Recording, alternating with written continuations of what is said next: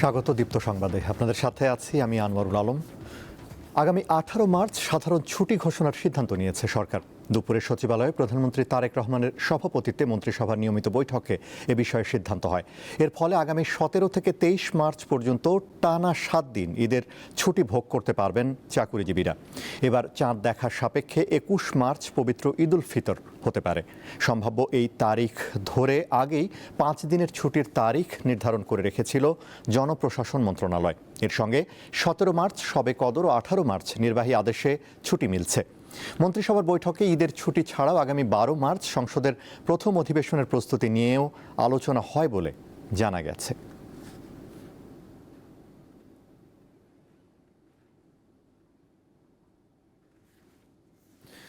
বাংলাদেশ ব্যাংকের সাবেক governor Ahsan H মনসুরকে অপসারণ এবং নতুন গভর্নর নিয়োগ অবৈধ চেয়ে হাইকোর্টে রিট দাখিল করা হয়েছে। বৃহস্পতিবার সুপ্রিম কোর্টের আইনজীবী আব্দুল্লাহ আল মামুন এ রিট দায়ের করেন। অর্থ সচিব সহ সংশ্লিষ্টদের রিটে বিবাদী করা হয়েছে। এর আগে গত 25 ফেব্রুয়ারি আহসানে এইচ মনসুরকে সরিয়ে মোস্তাকুর রহমানকে বাংলাদেশ ব্যাংকের নতুন গভর্নর হিসেবে নিয়োগ দেয় সরকার। অর্থ মন্ত্রণালয়ের আর্থিক প্রতিষ্ঠান বিভাগের কেন্দ্রীয় ব্যাংক শাখা থেকে এ বিষয়ে প্রজ্ঞাপন জারি করা হয়। 2024 সালের জুলাই গণঅভ্যুত্থানে নিহত আবু সাইদ হত্যার ঘটনায় মানবতাবিরোধী অপরাধের মামলার রায় ঘোষণা করা হবে আগামী 9 এপ্রিল। আন্তর্জাতিক অপরাধ ট্রাইব্যুনাল 2 এর বিচারিক প্যানেল সকালে এ আদেশ দেন। এর আগে প্রসিকিউশন ও আসামি পক্ষের যুক্তিতর্ক উপস্থাপন শেষে মামলাটি রায়ের জন্য অপেক্ষমান রাখা হয়। মামলায় প্রথম সাক্ষ্য দেন আবু সাইদের বাবা মকবুল হোসেন। আসামিদের মধ্যে রংপুরের বেগম রোকেয়া বিশ্ববিদ্যালয়ের সাবেক প্রক্টর শরীফুল ইসলাম সহ 6 জন কারাগারে আছেন। একই বিশ্ববিদ্যালয়ের সাবেক ভিসি হাসিবুর রশিদ সহ 24 জন এখনও পলাতক। প্রসিকিউশন জানায় হত্যাকাণ্ডে জড়িতদের কর্মকাণ্ড সন্দেহাতীতভাবে প্রমাণ করতে সক্ষম হয়েছেন তারা। আদালত এই মামলার রায় ঘোষণার জন্য তারিখ নির্ধারণ করেছেন আগামী এপ্রিল মাসের 9 তারিখে। এই দিন এই মামলার রায় ঘোষণা করবেন মর্মে আদালত আজকে ঘোষণা করেছেন। এই মামলাটায় আপনারা জানেন যে সর্বমোট 30 জন আসামি ছিল। আসামিদের মধ্যে 6 জন অ্যারেস্টেড ছিল, বাকিরা পলাতক। এবং আমরা সর্বমোট 25 জনের সাক্ষ্য গ্রহণ করেছি। আমরা আশা করছি যে এই মামলায় আমরা সন্দেহাতীতভাবে প্রমাণ করতে পেরেছি বিধায় আমরা সর্বোচ্চ শাস্তি আশা করতেছি। মধ্যপ্রাচ্যে যুক্তরাষ্ট্র, ইসরায়েল ও ইরানের মধ্যে সংঘাতের ঘটনায় আটকে পড়া বিমান বাংলাদেশ এয়ারলাইন্সের 28 ক্রু সহ 189 বাংলাদেশিকে নিয়ে বিশেষ ফ্লাইটটি ঢাকায় পৌঁছেছে। মধ্যপ্রাচ্যে চলমান সংঘাতে ফ্লাইট স্থগিত হওয়ায় সংযুক্ত আরব আমিরাতের দুবাইয়ে আটকা পড়েন তারা। তাদের গ্রহণ করতে বিমানবন্দরে অপেক্ষারত স্বজনরা বলেন, হঠাৎই যুদ্ধের পরিস্থিতি তৈরি হওয়ায় স্বজনরা উদ্বিগ্ন ছিলেন। যোগাযোগ করলে কিছুক্ষণ পরপরই মিসাইল হামলার খবর পাচ্ছিলেন। এতে পরিবার পরিজনরা আতঙ্কিত হয়ে পড়েন। ফেরত আসা ব্যক্তিদের পরিবার স্বজনদের অনেকে এই বিশেষ ফ্লাইটের কথা জানতে পেরে গভীর রাতেই বিমানবন্দরে চলে আসেন। এখানেই সারেন সাহরি।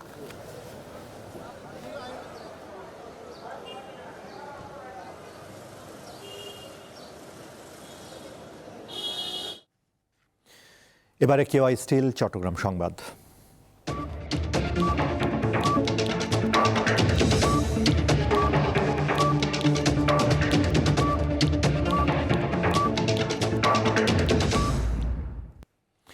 মধ্যপ্রাচ্যে যুদ্ধ পরিস্থিতির কারণে চট্টগ্রাম শাহ আমানত আন্তর্জাতিক বিমানবন্দরে বৃহস্পতিবার 4টি সহ এ পর্যন্ত কমপক্ষে 50টি ফ্লাইট বাতিল হয়েছে। বিমানবন্দরের জনসংযোগ কর্মকর্তা জানান, দিনের বাতিল হওয়া আন্তর্জাতিক ফ্লাইটগুলোর মধ্যে রয়েছে বিমানের 2টি এবং এয়ার অ্যারাবিয়ার 2টি। অপরদিকে মাস্কাট থেকে আসা সালাম এয়ারের একটি ফ্লাইট বেলা 11টার দিকে চট্টগ্রাম বিমানবন্দরে অবতরণ করে। এয়ারক্রাফটটি যাত্রী নিয়ে ফের মাস্কাটের উদ্দেশ্যে যায়।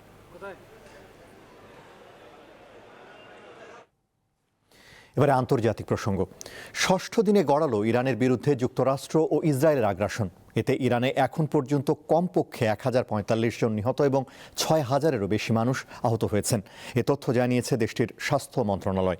ইরানের রেড ক্রিসেন্ট জানিয়েছে, গত শনিবার থেকে 636টি স্থানে 1332টি হামলা চালিয়েছে। মার্কিন ও ইসরায়েলি বাহিনী। এতে কমপক্ষে 174টি শহর ক্ষতিগ্রস্ত হয়েছে। এসব স্থানের মধ্যে 14টি চিকিৎসা কেন্দ্র এবং 7টি রেড ক্রিসেন্ট ভবন রয়েছে। জবাবে ইরানের রেভলিউশনারি গার্ড কোর IRGC ক্ষেপণাস্ত্র ও ড্রোন হামলা চালাচ্ছে বিভিন্ন মার্কিন ঘাঁটি ও ইসরায়েল লক্ষ্য করে। মধ্যপ্রাচ্যের বিভিন্ন দেশে অবস্থিত মার্কিন ঘাঁটিতে এসব হামলা চালাচ্ছে ইরান। ইসরায়েলের বেন গুরিয়ন আন্তর্জাতিক বিমানবন্দর এবং বেশ কিছু উন্নত রাডার সিস্টেমকে ধ্বংসের দাবি করেছে IRGC। এদিকে জরুরি পরিস্থিতি মোকাবেলায় মধ্যপ্রাচ্যে 6টি সংকট মোকাবেলা দল এবং 2টি সামরিক উড়োজাহাজ মোতায়েনের কথা জানিয়েছে অস্ট্রেলিয়া।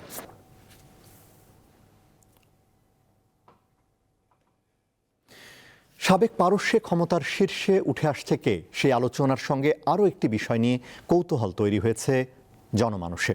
ইরানের 2 পূর্ববর্তী শাসনকর্তার নামের সঙ্গে জুড়ে থাকা আয়াতুল্লাহ শব্দটি নিয়ে। এটি কি কোনো পারিবারিক পদবি নাকি যোগ্যতার ভিত্তিতে দেওয়া উপাধি, তা নিয়ে থাকছে একটি প্রতিবেদন।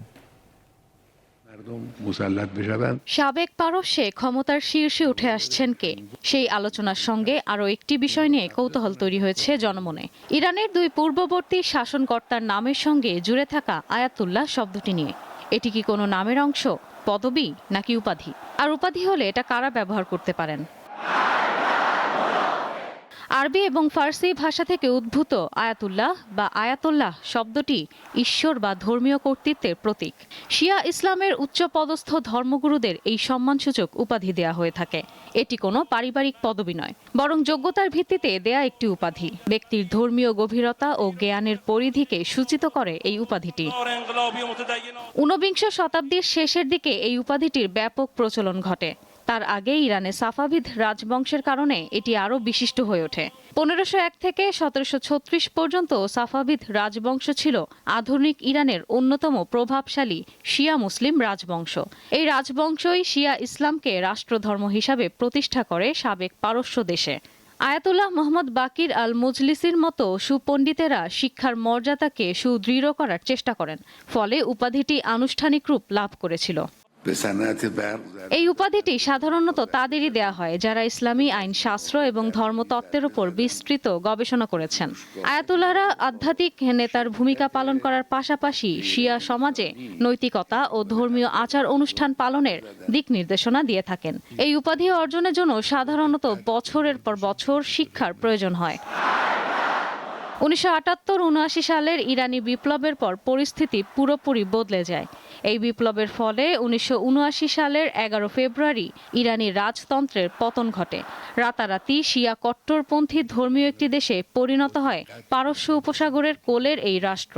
ইরানের এই ইসলামীয় বিপ্লবের জনক ছিলেন রুহুল্লাহ মুসাভি খোমেনি। শাহের শাসন শেষ হওয়ার পর রুহুল্লাহ খোমেনি হন দেশটির সর্বোচ্চ নেতা বা আয়াতুল্লাহ। বিপ্লবের পর খোমেনি ব্যাপক প্রভাব অর্জন করেন, যার ফলে দেশে একটি ধর্মতান্ত্রিক সরকার প্রতিষ্ঠিত হয়। যুদ্ধ শেষের 1 বছরের মাথায় মারা যান ইসলামীয় প্রজাতন্ত্রের প্রথম সর্বোচ্চ নেতা রুহুল্লাহ খোমেনি। পরবর্তীকালে তার স্থলাভিষিক্ত হন আলী খামেনি, যিনি ইরানে কট্টরপন্থাকে আরও বাড়িয়েছেন বলে মনে করেন বিশেষজ্ঞদের একাংশ। ইরানের জটিল ক্ষমতা ভাগাভাগির শিয়া ধর্মতন্ত্রের কেন্দ্রবিন্দুতে রয়েছেন সর্বোচ্চ নেতা। রাষ্ট্রের সর্বোচ্চ বিষয়ে চূড়ান্ত সিদ্ধান্ত গ্রহণের অধিকার তারই। দেশটির সামরিক বাহিনী এবং শক্তিশালী বিপ্লবী গার্ডের সর্বাধিনায়ক হিসেবেও দায়িত্ব পালন করেন তিনি। পরিবার গঠনেরও অনুমতি থাকে আয়াতুল্লাহ উপাধি বহনকারী ব্যক্তিদের। খামেনি ও তার স্ত্রী মানসুরেহের 6 সন্তান। প্রয়াত সর্বোচ্চ নেতার পরিবার তেহরানে বসবাস করতেন। ইসরায়েল ও যুক্তরাষ্ট্রের যৌথ হামলায় খামেনির সঙ্গে তার পরিবারের কয়েকজন সদস্য নিহত হন। 1979 সালে ইরানে বিপ্লবের পর থেকে সর্বোচ্চ নেতার কার্যালয়ে ক্ষমতার হস্তান্তর কেবল একবারই হয়েছে। 1989 সালে ইরাকের সঙ্গে 8 বছরের রক্তক্ষয়ী যুদ্ধে ইরানকে নেতৃত্ব দেওয়ার পর 1989 সালে যখন 86 বছর বয়সে আয়াতুল্লাহ রুহুল্লাহ খোমেনি মারা যান, তখন। ইশরাত সুমা, দীপ্ত বার্তা কক্ষ। ঈদে বাড়তি মানুষের চাপ সামলাতে প্রস্তুতি শুরু করেছে রেলওয়ে কর্তৃপক্ষ। এর অংশ হিসেবে সৈয়দপুর রেলওয়ে কারখানায় চলছে পুরাতন কোচ মেরামতের কাজ। নির্ধারিত সময়ের মধ্যে 100টি স্পেশাল কোচ ট্রাফিক ডিভিশনে হস্তান্তর করা হবে বলে জানিয়েছে সৈয়দপুর রেলওয়ে কারখানা কর্তৃপক্ষ। ঈদে মানুষের ঘরে ফেরা নিশ্চিত করতে প্রতি বছর বাড়তি চাপ সামাল দিতে হয় রেলওয়ে কর্তৃপক্ষকে। এই জন্য ঈদের আগে ১০০টি স্পেশাল কোচ যুক্ত করার উদ্যোগ নেওয়া হয়েছে। কোচ মেরামতে ব্যস্ত সময় পার করছে সৈয়দপুর রেলওয়ে কারখানার শ্রমিক কর্মচারীরা। এরই মধ্যে ৬০টি কোচ পুরোপুরি প্রস্তুত করে ট্রাফিক বিভাগে হস্তান্তর করেছে তারা। বাকি ৪০টি কোচ মেরামত চলমান রয়েছে। লক্কর-ঝক্কর এসব কোচ মেরামত করে নতুন রূপ দিচ্ছে শ্রমিকরা। পুরাতন চাকা মেশিনে ঘষে করা হচ্ছে সচল। ঈদ ঘনিয়ে আসায় নির্ধারিত সময়ে কোচ প্রস্তুত করতে বাড়তি সময় কাজ করতে হচ্ছে শ্রমিকদের। ঈদ উপলক্ষে অন্যান্য মৌসুমে যে আউটটান হয় তার চেয়ে আমরা বেশি আউটটান দিয়ে থাকি। আমাদের সৈয়দপুর রেলওয়েতে কর্মী স্বল্পতা রয়েছে। এবারের ঈদ উল ফিতরের ঘরমুখী মানুষের যাত্রা ভালো করার জন্য, স্বাচ্ছন্দ্যবোধ করার জন্য আমরা ১০৬টা গাড়িকে ৩৬ দিনে ১০৬টা গাড়ি আমরা টার্গেট নিয়েছি। মাত্র ২৫% জনবল দিয়েই চলছে কোচ মেরামতের কাজ। তারপরও সময় মতো কোচ প্রস্তুত করা সম্ভব হবে বলে জানান রেলওয়ে কর্মকর্তারা। আপনারা জানেন যে সৈয়দপুর কারখানা প্রতি বছরই ঈদে অত্যাধিক কাজ করে থাকে, অর্থাৎ আমাদের ১০০টি কোচ এবারে আউটটানের লক্ষ্যমাত্রা রয়েছে। আমরা সেই লক্ষ্যে কাজ করছি। প্রায় দ্বিগুণ লোড নিয়ে আমরা কাজ করছি। আমাদের শ্রমিকরা অত্যাধিক পরিশ্রম করছে, শ্রমিক সংখ্যা কম। আসন্ন ঈদ উল ফিতর উপলক্ষে আমরা ১০০টি কোচ আউটটান দেওয়ার প্রোগ্রাম হাতে নিয়েছি, যার মধ্যে ৬০টি কোচ ইতিমধ্যে বের হয়ে গিয়েছে, বাকি ৪০টি কোচ আমাদের প্রক্রিয়াধীন আছে বের হওয়ার। আশা করি যথাসময়ে আমরা এগুলো কোচ ট্রেন বহরে যোগ করতে পারবো। কোচ মেরামতের কাজ শেষ করতে শ্রমিকদের ছুটি বাতিল করার কথাও জানান তিনি। সানজিদা স্নিগ্ধা, দীপ্ত, বার্তাকক্ষ। ময়মনসিংহে ভিড় বাড়ছে বিপণী বিতানগুলোতে।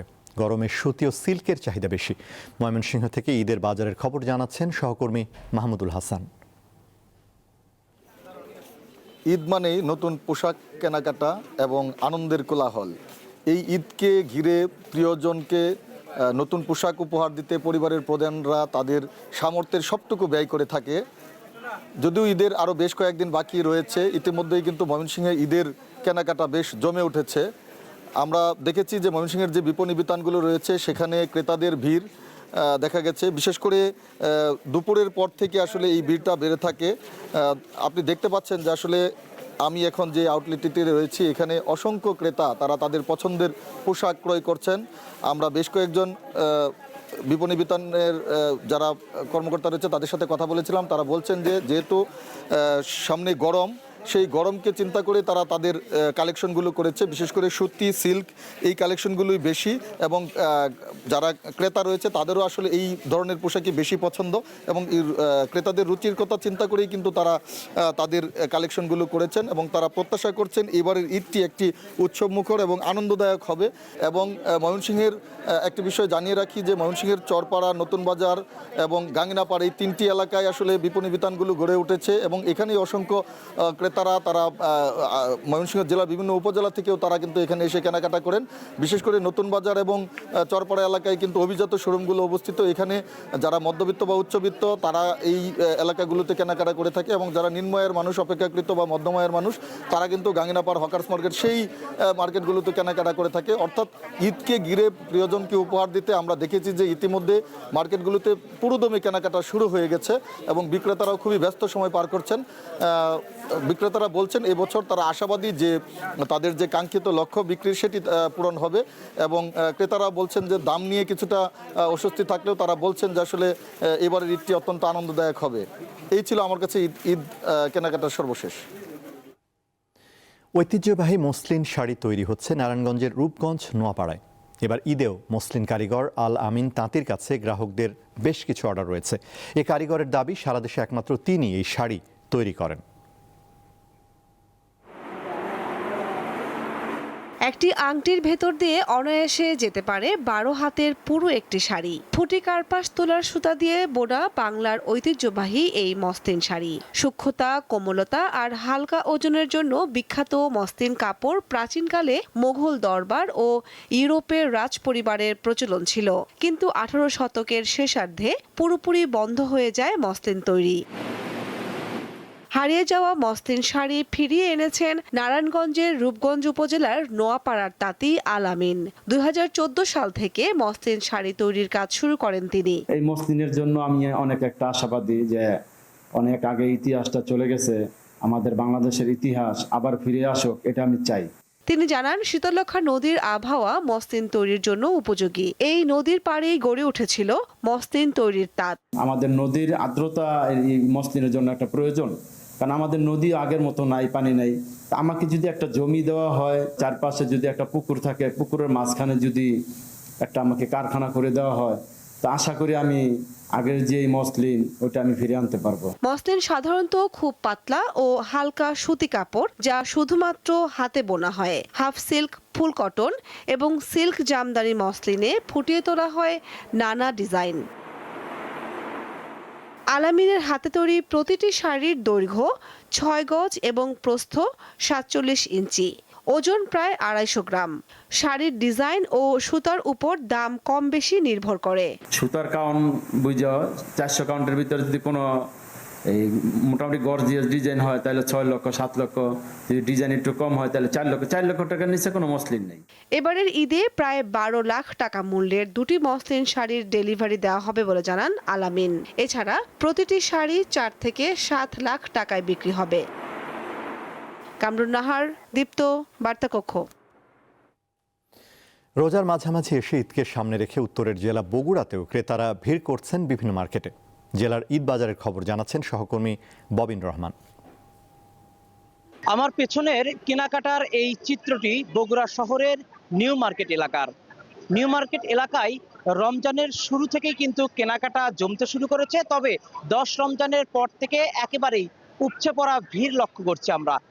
এবং এই মার্কেট সহ বগুড়া শহরের যে আরো যে কয়টি শপিং মল, বিপণী বিতান এবং মার্কেটগুলো রয়েছে সেগুলোতেও কিন্তু ঠিক একই চিত্র লক্ষ্য করছি। এবং রমজানের শুরুতে ক্রেতাদের সংখ্যা কিছুটা কম থাকলেও 10 রমজানের পর থেকেই ক্রেতাদের সংখ্যা একেবারেই উপচে পড়া ভিড়। এবং আমরা এই নিউ মার্কেট এলাকা যেমনটি ঘুরে দেখেছি বা এখানকার যারা ব্যবসায়ী তাদের সঙ্গে কথা বলে যেমনটি জেনেছি যে দিন যত গড়াচ্ছে তত যেন ক্রেতাদের সংখ্যা বাড়তে শুরু করেছে এবং বেচা কেনাও কিন্তু বেড়েছে।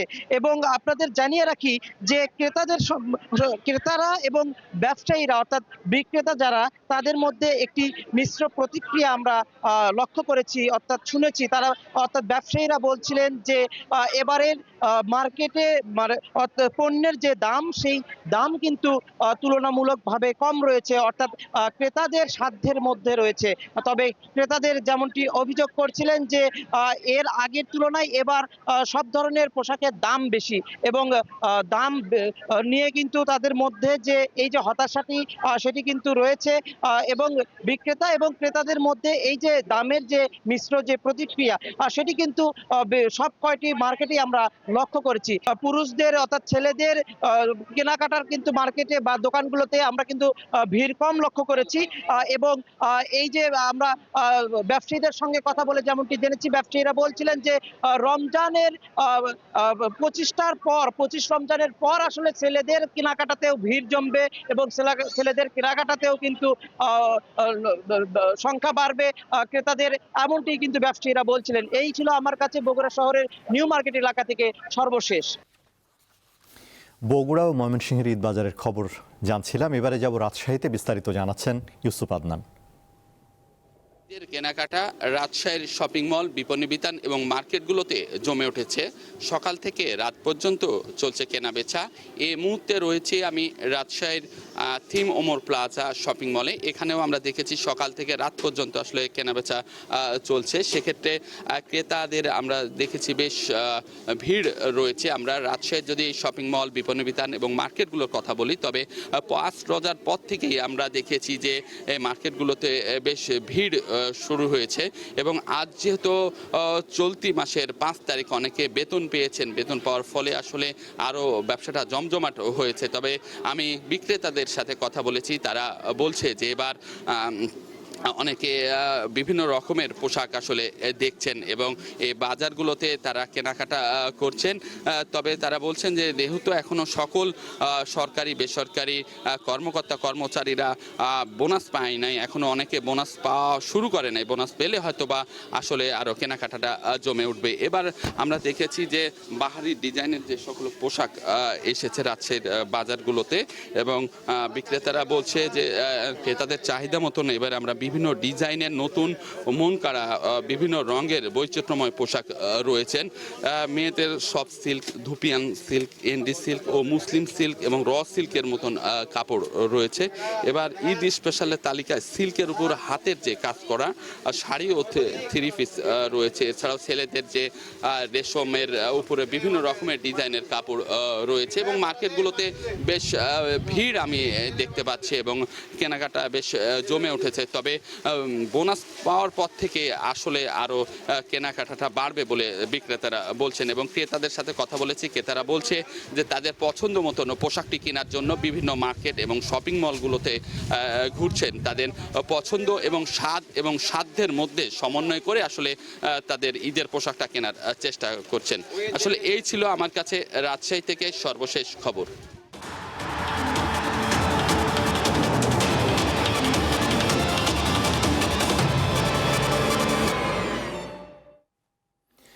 খেলার খবর। নারী এশিয়ান কাপে টিকে থাকার লড়াইয়ে কাল উত্তর কোরিয়ার মুখোমুখি হবে বাংলাদেশ। নিজেদের প্রথম ম্যাচে চীনের বিপক্ষে হারায় দ্বিতীয় ম্যাচে জয়ের বিকল্প নেই পিটার বাটলারের শিষ্যদের। মূল একাদশে বেশ কিছু পরিবর্তন নিয়ে শেষ পর্যন্ত লড়াইয়ের বার্তা লাল সবুজদের। লক্ষ্যটা যখন টিকে থাকার, মনের জেতেটাও বেশি। এএফসি এশিয়ান কাপে প্রথমবার খেলতে নেমে মন জয় করে নিয়েছে ঋতুপর্ণা আনিকারা। বাকি এখন পয়েন্টের। কিন্তু বাস্তবতাও যে বেশ কঠিন তা আবারও মনে করিয়ে দিলেন কোচ। গোল করার চেয়ে তা আটকানোটাই মূল চ্যালেঞ্জ। কোরিয়া কেমন দল, তাদের খেলার মান কেমন তা সবারই জানা। নিশ্চয়ই আমরা ধারণা করতে পারি ফলাফল কি হতে পারে। তাই বলে চেষ্টা করা যাবে না তা নয়। চীনের বিপক্ষে মেয়েরা যা খেলেছি তাতে আমি আত্মবিশ্বাসী কোরিয়ার বিপক্ষেও শেষ পর্যন্ত লড়ে যাবে। দলে কিছু পরিবর্তন আসবে, তবে একাদশ নিয়ে আমি এখনো ভাবছি। র্যাঙ্কিংয়ে বাংলাদেশের চেয়ে ঢের এগিয়ে উত্তর কোরিয়া। এ নিয়ে তারা অংশ নিচ্ছে 11 বার। আসরে 3 বারে চ্যাম্পিয়নদের লক্ষ্য আগেভাগেই গ্রুপ সেরা হয়ে দ্বিতীয় পর্বে খেলা। উজবেকিস্তানের বিপক্ষে জয়ের পরই তাদের নিয়ে পরিকল্পনা শুরু হয় আমাদের। বি গ্রুপে থাকা বাকি 3 দলের চেয়ে বাংলাদেশ ভিন্ন দল। ড্র করলেই হবে, তবে আমাদের লক্ষ্য গোলের সংখ্যা বাড়ানো। সিডনির আবহাওয়া তথ্য অনুযায়ী ম্যাচ ডে শুক্রবার বৃষ্টির সম্ভাবনা রয়েছে। কখনো রোদ, কখনো বৃষ্টি। আবহাওয়ার লুকোচুরির মাঝে আরেকটি ম্যাচ খেলার প্রস্তুতি সেরে নিয়েছে বাংলাদেশ। পার্থের ম্যাচটি কি শুধুই নিয়ম রক্ষার হবে, নাকি নতুন কোনো স্বপ্ন পূরণে সিডনি যাবে আফিদা আনিকারা? তার ফয়সালা হবে কম ব্যাংকের এই সবুজ গালিচায়। মোহাম্মদ হাসিব, দীপ্ত স্পোর্টস, সিডনি, অস্ট্রেলিয়া। এই ছিল এখনকার মতো। আমাদের পরবর্তী দীপ্ত সংবাদ সন্ধ্যা 6:40 দেখার আমন্ত্রণ। এছাড়া আরও তথ্য বিনোদনের খবর পেতে যুক্ত থাকুন দীপ্তর ডিজিটাল প্ল্যাটফর্মগুলোতে। ধন্যবাদ।